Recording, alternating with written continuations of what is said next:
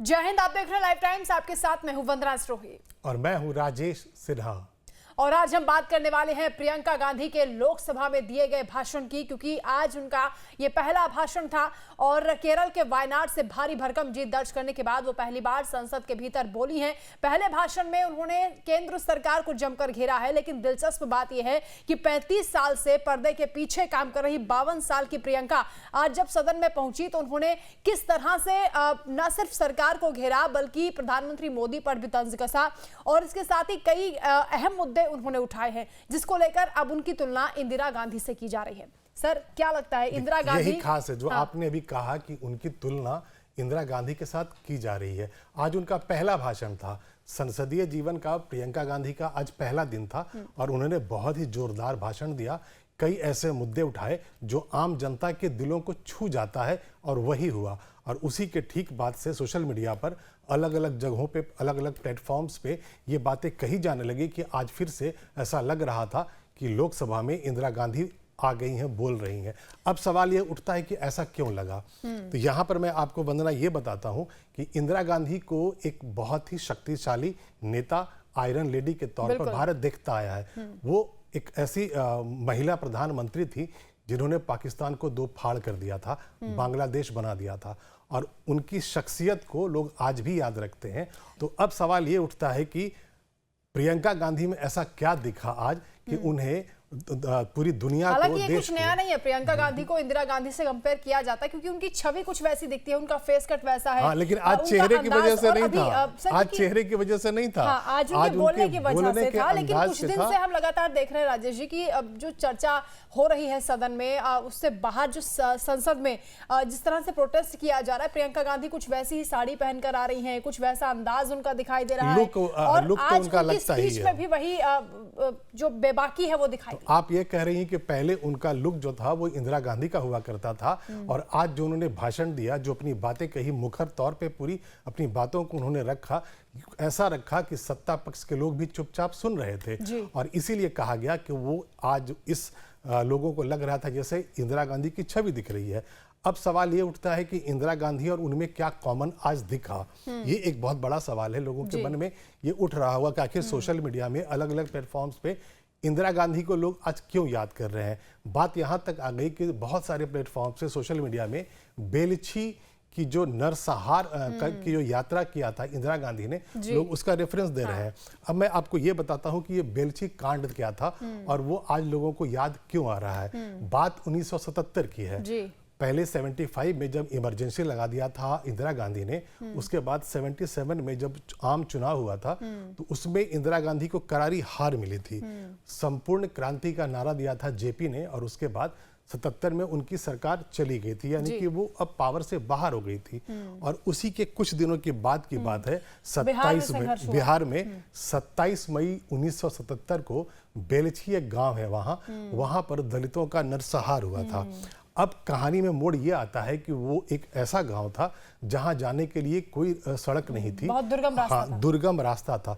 तो इंदिरा गांधी ने इसे एक मौका देखा था और वहां पर दलितों, गरीबों, उनके दिल तक पहुंचने के लिए उन्होंने 15 किलोमीटर की बहुत दुर्गम यात्रा की। कभी वो पैदल चली ऐसे सड़कों पे कि जहां कीचड़ था, और वो भी अचानक पहुंच गए थे। राज्य सरकार वहां की वो सदमे में आ गई थी कि अचानक से कैसे पीएम यहां। किसी को पता नहीं था और इंदिरा गांधी वो उस गांव में पहुंच गई, दलितों के बीच में पहुंच गई थी और उसके बाद से जो उनकी जो पॉपुलैरिटी बिल्कुल खत्म हो गई थी इमरजेंसी की वजह से, वो धीरे धीरे वापस आने लगी और उसका ये फायदा हुआ था कि 1980 में वो दोबारा सत्ता में चुन कर आ गई थी। अच्छा, अब उत्तर प्रदेश के कई मुद्दों को आज उठाया प्रियंका गांधी ने। यही मैं कहने वाला था कि इंदिरा गांधी में संभल का जिक्र किया, आगरा का जिक्र किया, बेटियों की आवाज को उठाया।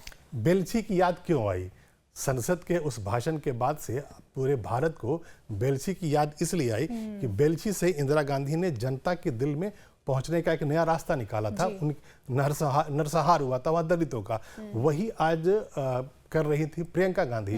उन्होंने उन्नाव का उन्होंने हाथरस का जिक्र किया, उन्नाव का जिक्र किया, संभल का जिक्र किया और ये कहा कि यहाँ पर भय का वातावरण है, यानी कि जनता के मुद्दे वो बहुत ही शक्तिशाली रूप में वो उठा रही थी, मुखर रूप से उठा रही थी। और इसीलिए लोग ये कहने लगे अच्छा, कि ऐसा प्रियंका का ये जो अंदाज है इंदिरा गांधी से इसलिए भी कंपेयर किया जा रहा है क्योंकि राजीव गांधी की बेटी उन्होंने अपने हलफनामे में दिया, चुनाव को जब चुनाव आयोग को हलफनामा दिया केरल से, जब वो चुनाव लड़ी वायनाड से, उन्होंने वो रॉबर्ट वाड्रा की पत्नी है इस बात का जिक्र नहीं किया। क्या एक नई शुरुआत प्रियंका करने वाली है?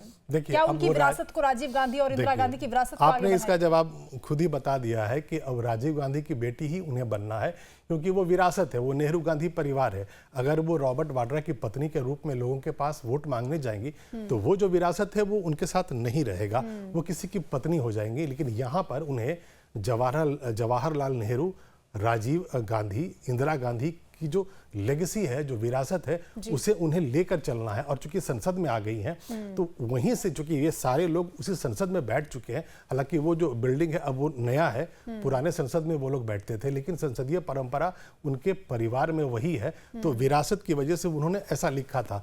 अब सवाल ये उठता है कि प्रियंका गांधी ने इतना मुखर बोला तो लोगों में वो जो छवि उनमें नजर आई, वो इंदिरा गांधी, वो कॉन्फिडेंस, वो निडरता वहां पर दिखाई देती है। एक आयरन लेडी की छवि यहां पर नजर आती है। हालांकि बहुत काम करना पड़ेगा वहां तक पहुंचने के लिए प्रियंका को। हाँ बिल्कुल, वो इंदिरा गांधी थी और इनकी अभी तो शुरुआत है, आज उनका पहला भाषण था, लेकिन जिस तरीके से वो सत्ता पक्ष पर बार बार हमले कर रही थी, उन्हें याद दिला रही थी कि आपने ये गलत किया है, आपने भय का वातावरण बनाया है। और जो सबसे खास चीज संविधान का जिक्र, सर, संविधान को बताया उन्होंने कैसे ये हमारे लिए सुरक्षा कवच है, और सरकार पर उन्होंने हमला बोला कि इसी कवच को तोड़ने का आप काम कर रहे हैं। जाति जनगणना का जिक्र उन्होंने किया, कई सारे मुद्दे उठाए। तो उन्होंने उन सब मुद्दों को, सारे मुद्दों को उन्होंने वहां पर उठाया जिससे जनता सीधे प्रभावित होती है।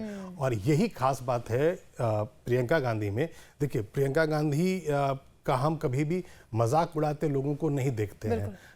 राहुल गांधी का आप सोशल मीडिया पे मजाक देखती हैं, मीम्स होते हैं, लेकिन प्रियंका गांधी भले ही आज इतने वर्षों के बाद वो राजनीतिक जीवन में आई हैं, लोकसभा में आई हैं, लेकिन जो उन्होंने डिमांड तो उनकी बहुत दिन से की जा रही है। हाँ, बहुत लगातार ये डिमांड रहा कि राहुल गांधी के, यहाँ तक कि प्रधानमंत्री मोदी के खिलाफ चुनाव लड़ने की बात सामने आई, लोकसभा में खूब जिक्र हुआ, कार्यकर्ता चाहते थे। कहा जाता है कि कांग्रेस में तो दो गुट बन गए हैं, एक राहुल गांधी को सपोर्ट करता है, एक प्रियंका गांधी को सपोर्ट करता है। बार बार कहा जाता था कि दोनों जो भाई बहन हैं उनके अलग अलग सपोर्टर्स हैं।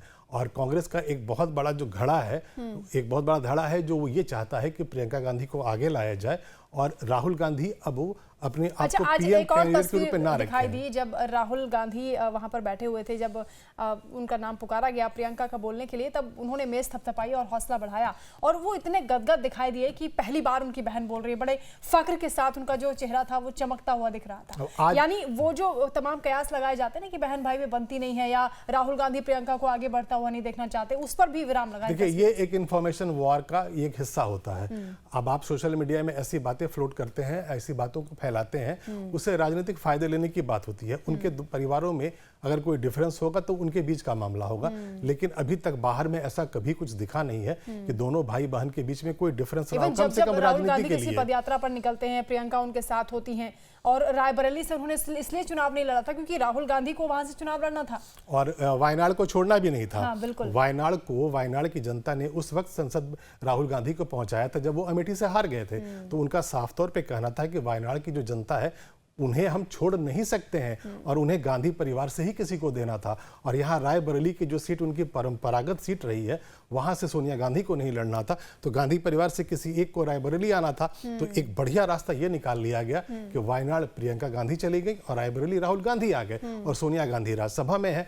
तो आज गांधी परिवार के तीनों सदस्य संसद में है, और आज प्रियंका गांधी ने जो नया भाषण दिया, पहली बार जो भाषण दिया, उससे कांग्रेस की संसदीय राजनीति का आज एक नया चैप्टर लिखा गया है। बिल्कुल, और प्रियंका की सक्रिय राजनीति का भी एक नया अध्याय लिखना शुरू हुआ है। हालांकि हम देख रहे हैं कि बीते 2-3 दिन से जिस तरह से प्रियंका आक्रामक नजर आ रही है, प्रधानमंत्री मोदी पर उन्होंने तंज कसा था कि वो संसद में दिखाई नहीं दिए। उसके बाद पीएम मोदी अगले दिन दूसरे दिन प्रधानमंत्री आ गए। उन्होंने कहा कि केवल 10 मिनट के लिए दिखाई दिए, हो सकता है प्रधानमंत्री अब सोमवार को फिर से पहुंच जाए। लेकिन जो भी हो सकता है, प्रियंका गांधी पूरी कोशिश कर रही है कि अब उनकी जो ये शुरुआत हो रही है, लोकसभा में वो पहुंची है, सदन में जनता की आवाज को उठाएंगी और कांग्रेस को मजबूत मजबूत बनाने के लिए जो भी उनकी ओर से हो सकता है वो प्रयास करेंगे। लेकिन देखना दिलचस्प होगा कि आगे प्रियंका की रणनीति क्या होगी और प्रियंका को क्या इंदिरा गांधी से कंपेयर किया जाएगा लगातार, या फिर उनकी अपनी भी जो एक छवि है उसके जरिए अपने अंदाज से वो लोगों को लुभाने में कामयाब हो पाती हैं। आज के लिए फिलहाल चर्चा में इतना ही। आगे भी हम बातचीत करेंगे किसी और मुद्दे पर, फिर हाजिर होंगे। तब तक के लिए आप देखते रहिए लाइव टाइम्स। धन्यवाद।